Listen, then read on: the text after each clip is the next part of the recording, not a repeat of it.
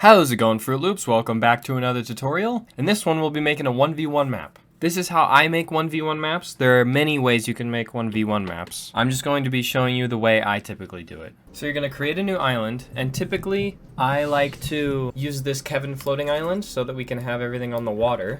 So I'm going to delete all these islands. Then I'm going to head down to the water, and I'm going to get a barrier. Place a barrier down so that you can walk on the water. So I'm just going to make this half height and 100 by 100. Invisible.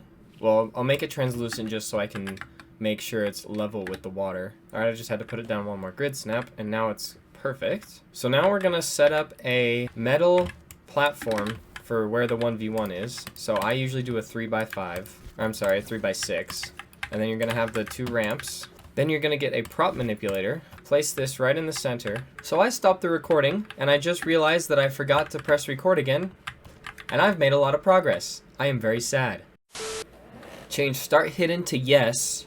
Change affect all objects in a zone to yes. And then make it the size of your platform and make it 0.5 tiles high. That way it'll be covering your whole entire platform, including the ramps. Now you're gonna go into devices and get the objective gallery. And you're gonna place this down and delete everything except for this square.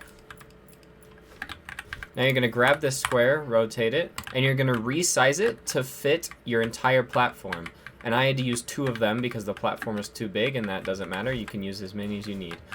And then for the settings, you're going to change the health to invulnerable, visible during games to off, and audio and VFX to off.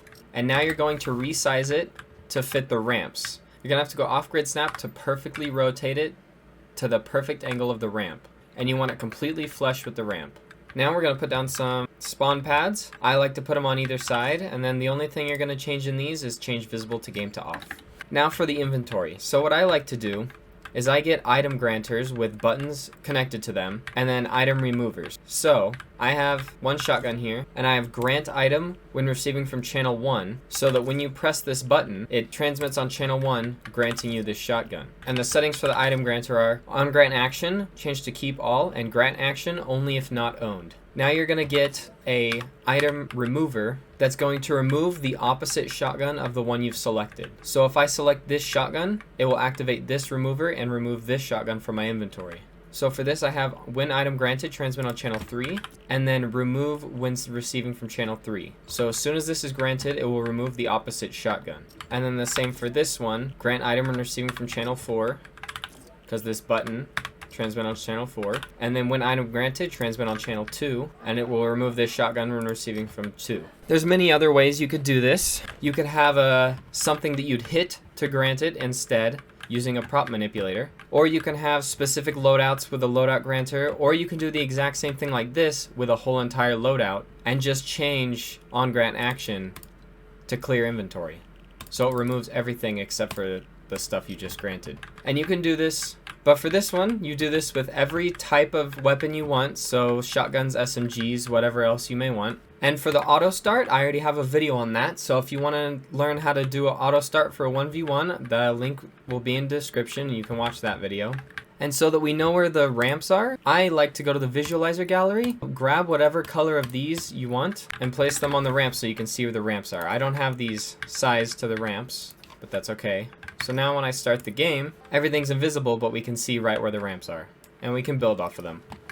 Now there's some last things we need to do. Go to devices and get a mutator zone, and go all the way up to the top of the skybox, and place the mutator zone right at the top. Now I'm just going to make the width and depth 100 by 100.